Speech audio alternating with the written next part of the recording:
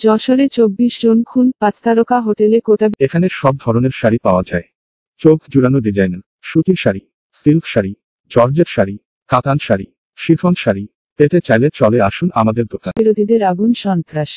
সোমবার বিকেল 4টার দিকে যশোর শহরের একমাত্র 5 তারকা হোটেল কোটা বিরোধীরা আগুন দিয়ে জ্বালিয়ে দেয়। এতে অন্তত 24 জন নিহত হয়েছেন। প্রধানমন্ত্রীর পদ থেকে শেখ হাসিনার পদত্যাগের পরপরই আওয়ামী লীগের সাধারণ সম্পাদক ও সংসদ সদস্য শাহীন চাকলাদারের মালিকানাধীন 5 তারকা জাবির ইন্টারন্যাশনাল হোটেলে দুর্বৃত্তরা আগুন লাগিয়ে দেয়। অকুস্থল পরিদর্শন করে দেখা যায়, শহরের সবচেয়ে উঁচু বাড়িটি পোড়োগৃহের মতো দাঁড়িয়ে আছে, চারদিকে আগুনে পোড়া কালো দাগ।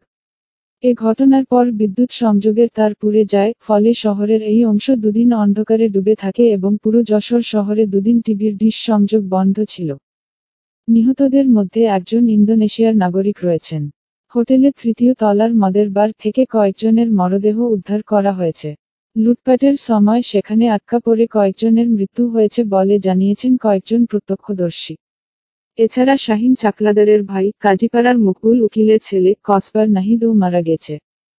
যশোর ফায়ার সার্ভিস ও সিভিল ডিফেন্সের সরকারি পরিচালক এম মামুন জানান, বিকেল 4টার দিকে জনতা হোটেলটিতে আগুন ধরিয়ে দেয়। প্রধানমন্ত্রীর পদ থেকে শেখ হাসিনার পদত্যাগের প্রেক্ষিতে এই ঘটনাটি ঘটেছে, যার ফলে হাজার হাজার উল্লসিত জনতা উদযাপনে রাস্তায় নেমেছিল। বেলা 3:30টার দিকে যশোর শহরে মিছিল বের করে ছাত্র জনতা।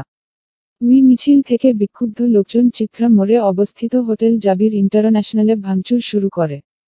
দ্বিতীয় দফায় বিকেল 4টার দিকে লোকজন সেখানে আগুন ধরিয়ে দেয়। রাত 9:30টার দিকে পরিস্থিতি পুরোপুরি নিয়ন্ত্রণে আসে। রাতে হাসপাতালের মর্গের সামনে গিয়ে দেখা যায়, অ্যাম্বুলেন্সে করে এক এক করে পোড়া মরদেহ হাসপাতালের মর্গে আনা হচ্ছিল। শনাক্তের পর ময়নাতদন্ত ছাড়াই কয়েকটি মরদেহ বাড়িতে নিয়ে যান স্বজনেরা। এ সময় তাদের কান্না আর আহাজারিতে চারপাশের বাতাস ভারী হয়ে ওঠে। নাম প্রকাশে অনিচ্ছুক এক ব্যক্তি বলেন, আগুনে আমার ভাইয়ের ছেলে মারা গেছে। আমার মেয়ে ওই হোটেলে উঠেছিল। নিচে পেট্রোল ঢেলে আগুন দিতে দেখে আমি আমার মেয়েকে দ্রুত বের করে নিয়ে আসছি। এর মধ্যে মিছিল থেকে অনেকে হোটেলের সিঁড়ি দিয়ে ওপরের দিকে চলে যান। পরে আটকা পড়ে আগুনে তাদের মৃত্যু হয়।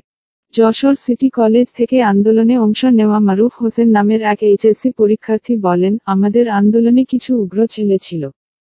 বিজয় মিছিলে সাধারণ আন্দোলনকারীদের সঙ্গে তারাও জাবির হোটেলে ঢুকে পড়ে।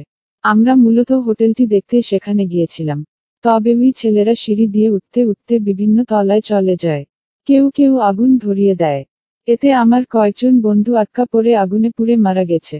শহরের প্রধান সড়কগুলো লোকে ভরা ছিল এবং কিছু জনতা বঙ্গবন্ধু শেখ মুজিবুর রহমানের একটি মুরাল, শেখ রাসেলের একটি ভাস্কর্য এবং জেলা আওয়ামী লীগের কার্যালয় সহ বিভিন্ন নিদর্শন ভাঙচুর করে।